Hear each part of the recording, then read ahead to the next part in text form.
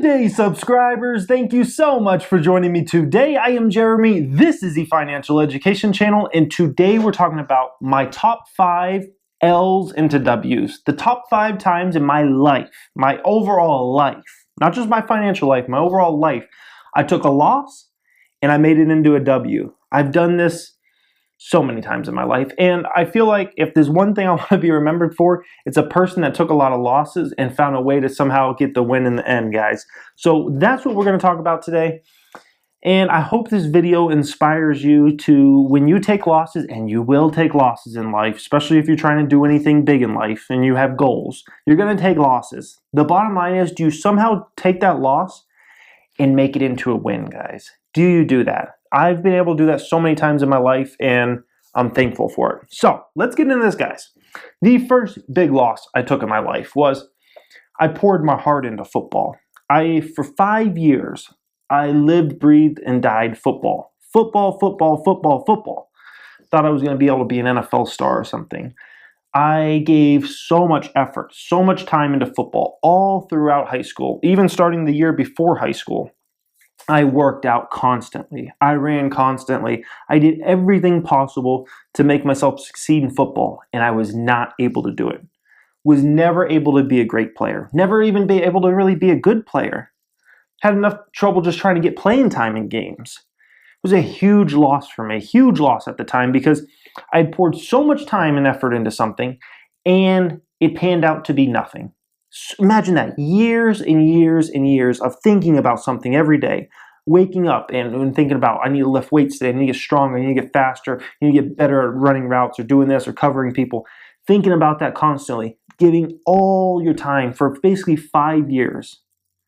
And that's your passion, and you never can succeed at it.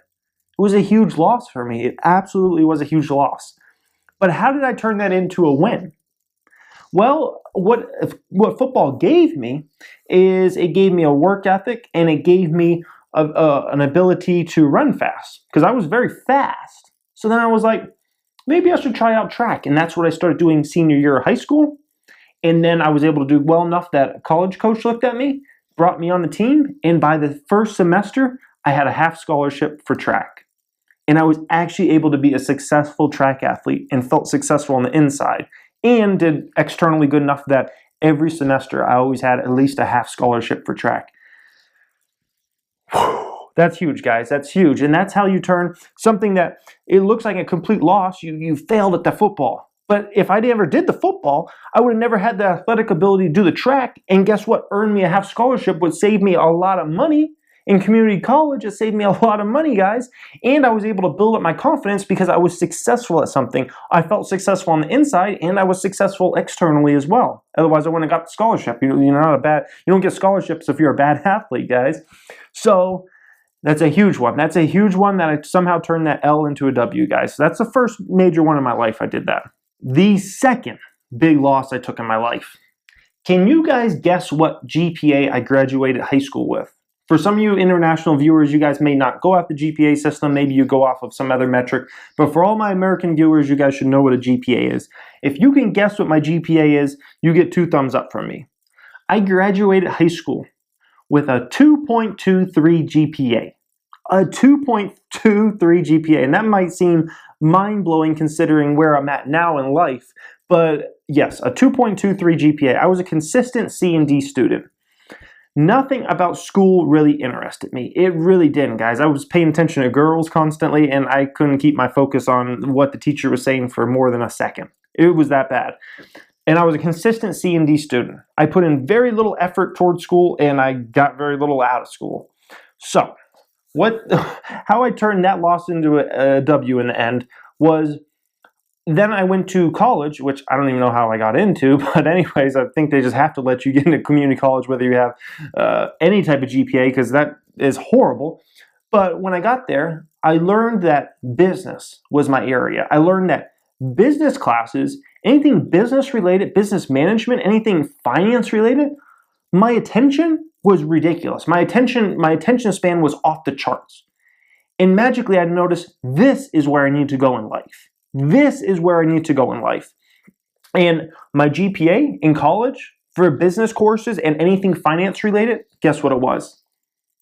a 3.9. 3.9. Went from a 2.2 GPA in high school to then college, which college is supposed to be harder than high school, right? Everybody's GPA pretty much goes down in college versus high school. And I went way up because that was my focus. And that is the thing that I realized this is what my attention span is. This is where I need to go in life. This is where I need to follow. Business, making money, these kinds of things, guys. So that's where my attention span went, and that's another way I turned what looked like an L, horrible high school student, into, oh my gosh, he's freaking, I don't want to say a genius, but he's really on his shit about business or anything related to investing, finance, accounting, anything like that. His attention span is ridiculous and his ability to learn. So that's number 2. Number 3 loss I turned into a W was I worked at Walgreens. And I worked there for about 2.5 years.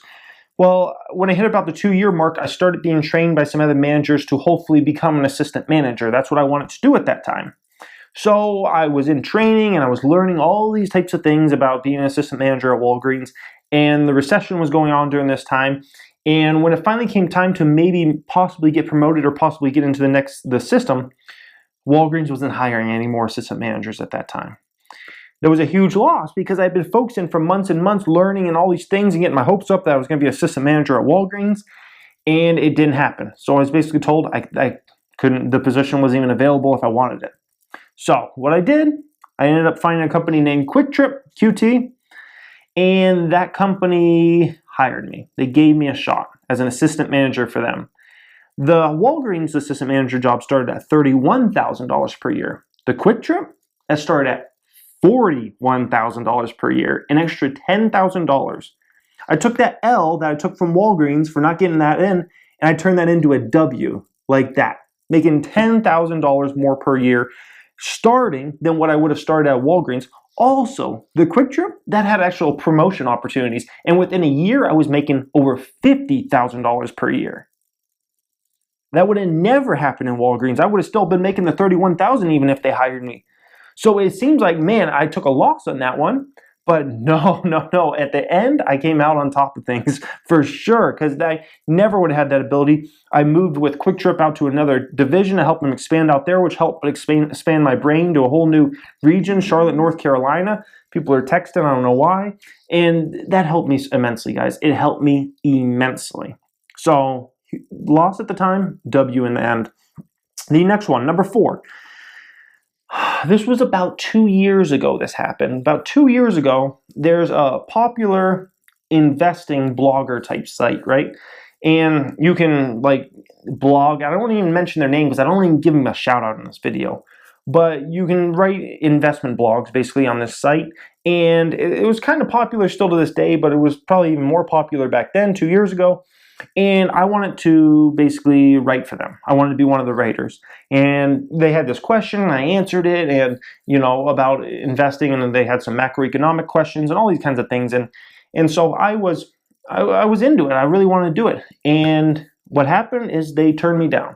I couldn't even do it. And by the way, that wasn't even like a paid thing. Like I was going to do that for free. Write for them for free. As an investment blogger, just because I'm passionate about investing, I love talking about investments. They turned me down, guys. And, it seems like a loss, right? Well, about 9-10 months later, I start the financial education channel. And we probably get more views in a day than they could ever dream of getting hits on their website per day. So, took a loss and I made it into a W. Number 5.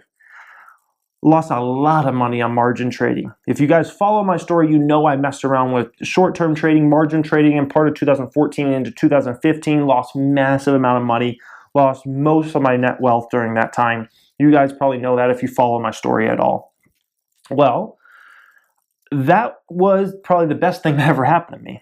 Because what that did is it got me off my ass, and I actually started businesses. I started this channel, which wasn't even supposed to be a business. This was just kind of like a hobby that's turned into a full-fledged business. But I started my actual photography, videography, real estate marketing business, which has been a fabulous thing for me. I started both of those out of losing all that money because it was obvious I wasn't going to be able to make a living off of investing at this point in time. So I needed to do something in the world. I started both those businesses, and a little over a year later now, I'm like, I'm so happy that happened. I'm so happy that happened because I feel so much better on the inside, and the amount of money I'll probably make from my businesses overall over the coming years will way outweigh the money I could have made investing. Even if I was making, let's say, a 30% return a year, a 20% return a year, that is pales in comparison to what my businesses are going to produce.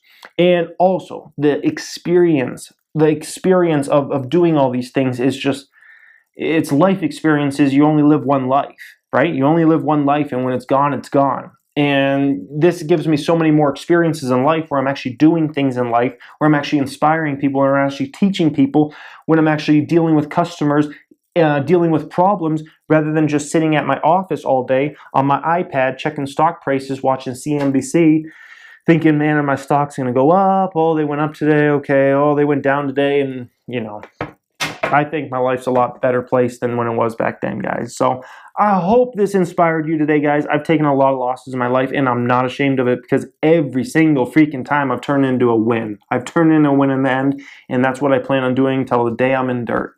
So that's the speech for today, guys. I hope you enjoyed. Thank you for watching, and have a great day. Turn those losses into W's.